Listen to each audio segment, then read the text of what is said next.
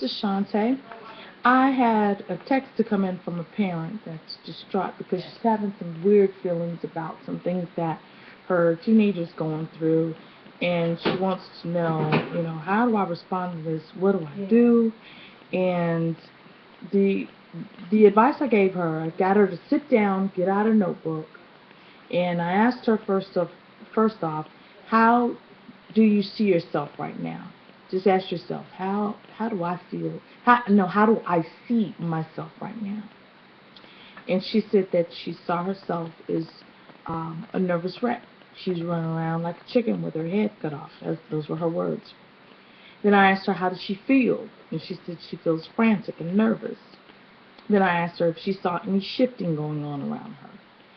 And she didn't know what I meant, so I explained to her shifting is just a change in the atmosphere, a change in your environment, as far as whether it's physical or even on a mental plane, as far as like attitudes changing, behaviors changing, just change.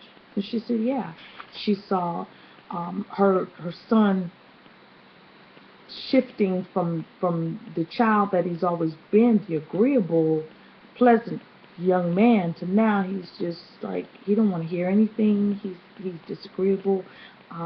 He's very resentful. And I took some notes on that. Hold on. He's holding a lot of unforgiveness that's now surfaced. Uh, Resentment, holding a grudge, and she's harboring a lot of guilt. Gift. Excuse me. So now I know this sounds silly, but then after that you ask the question, those shifts that we just listed, do you see those shifts as being negative or positive? And of course she said negative. And then I asked her how has she responded thus far. She said that she has responded out of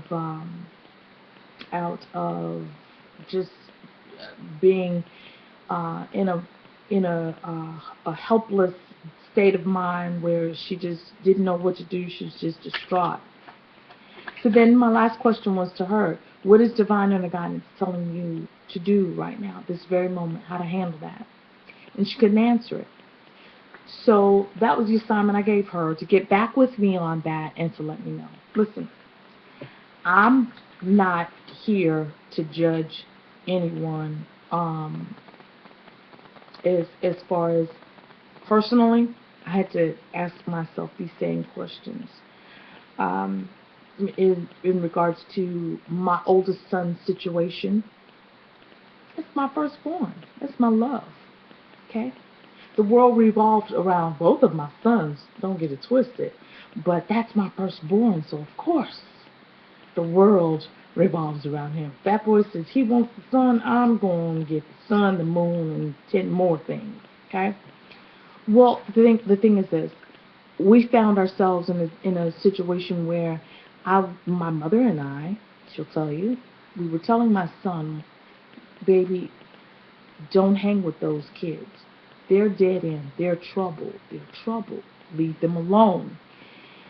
And he would not listen. So, to make a long story short, because this story is still unfolding, that's why my book has been written about parenting, and people can point fingers, oh, you did this and you didn't do enough of that, and see what had happened was, I don't need you to write my book. You can't tell my story because you didn't love my children from out of my heart. You know nothing. Okay? So there comes a time in our young people's lives where, as parents, we're no longer their greatest influence. We're no longer we're no longer their role models. Now they're looking to their friends. Yeah, that's how it goes. So they value their friends and the thoughts of their friends, and whatever they're saying to do, whatever they're advising them to do, they value that more than they value our words and our views. So um, when I saw my son hanging with the wrong crowd and doing all kinds of silly things that he was not taught to do because it wasn't modeled in front of him like that, then I found myself, I was feeling guilty. I was feeling a lot of regrets. Oh Lord, if I would have just stayed married to their father, if I would have just, if I would have spanked them more, if I would have, but then again, if I would have just bought them more because their father wasn't there, overcompensating, of course, here we go with that. So there's a lot of shoulda, woulda, coulda in there. Then it got to the point to where, yeah, my son was hanging with his friends, and what happened? Those friends that he was hanging with, some trouble jumped off. And at the time, I knew it. I knew it. I've got people who can vouch for me and will tell you I knew it. I would feel it. I'd be so sick to my stomach every time I think about him. I just want to just lay in the bed for days. Yeah, I went through a lot of depression. And of course, consuming massive amounts of drugs and alcohol. Yeah, prescribed drugs, street drugs, alcohol, was there. Been there, done that. Because of the guilt and shame that I didn't want everybody to know what I was going through, and oh my gosh, this is just an embarrassment. You know what? Hey, if you've got straight-laced angel kids who have never strayed off the beaten path, thank God for you and your children. Oh, that is a blessing. And yes, I'm very happy for you. But of course, I knew that between my life, my children's life, and just within my family dynamics in general, there was something to be birthed that it was bigger than all of us put together. But we all had to come to that place of knowing and understanding who we were, who we are, who we are created to be. So with everybody going against the grain and wanting to do their own thing, and no, I don't want to do that. No, I don't want to give up myself to nobody else. Then of course we strayed away from that. But then it all came back full circle because we were brought back together, and this thing had to happen.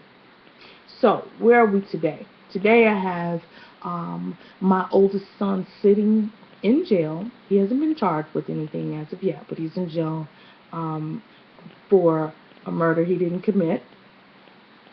He wasn't even in attendance of it.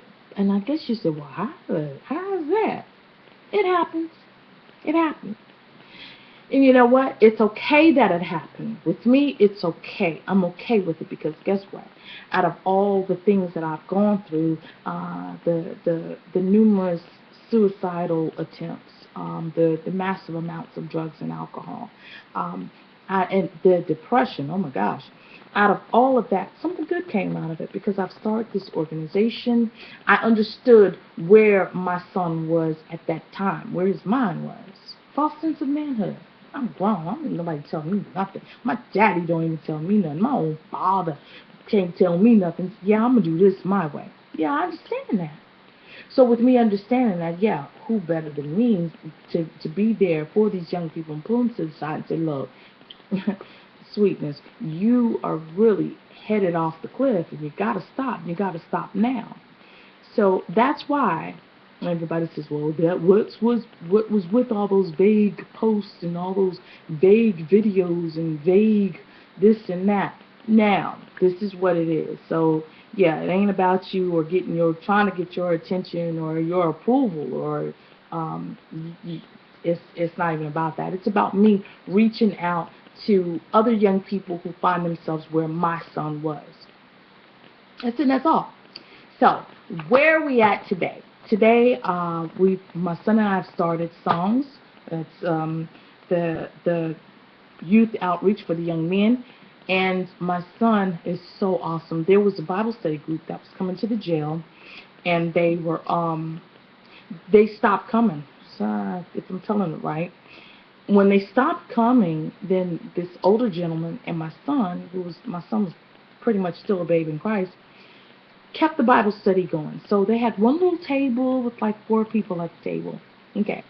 Well, as the months went on, this young man was so ready because now remember what I told you. All of this was supposed to be because I didn't wake up one day and just became who I am today.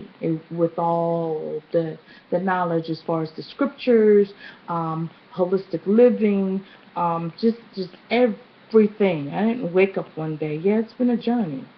So here we go with this. My son and the older gentleman kept the Bible study going, prayer call and Bible study. And then what happened?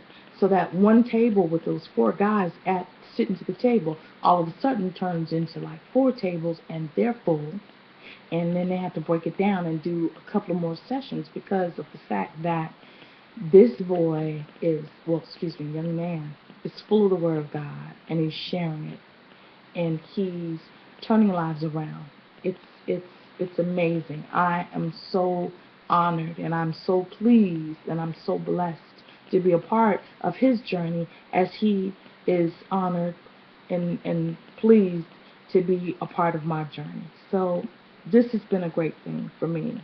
And yeah, in the beginning, I had to do the hard work, my personal assessment for what I'm now experiencing. Am I flowing within the universal heartbeat right now? I said to myself, no, I'm not. My son's in jail. It says on the charge thing, life or the penalty of death. And I'm like, how you do that? And he wasn't even there, but okay, all right. And yeah, there's more behind this story as far as the people who were actually involved with it and their relationship to each other, and with him like being the outsider because he wasn't related to any of them. All of the other guys were related, brothers and cousins and stuff. But you know, in that, I had to answer all those questions that I gave the young lady to answer. And I had to sit there and like really deal with it. I had to sit there and get butt naked in front of myself. Excuse me, did I really just say that? I did. But yeah, I had to sit there just vulnerable, exposed, transparent, sit there and say, you know what? No more drugs, no more alcohol. No more running away from the problem. We're going to face this thing head on. I'm going to, and a lot of people wonder, why do I have the stones right here? Just because I like to remind myself sometimes that, you know what? I am a queen, and I reign supreme. And that's, I'm doing a video. Ask my mom. So anyways, I'm so honored just to share my journey with you thus far, my growth, and just to let you know that it's okay. We're all in this together, and if you want to reach out to me, whether it's text, email, what else do we have? Text, email. What else do we have, Mom? Text, email, telephone, just however. Hit me up. I'm always here. Bye-bye. I love you all.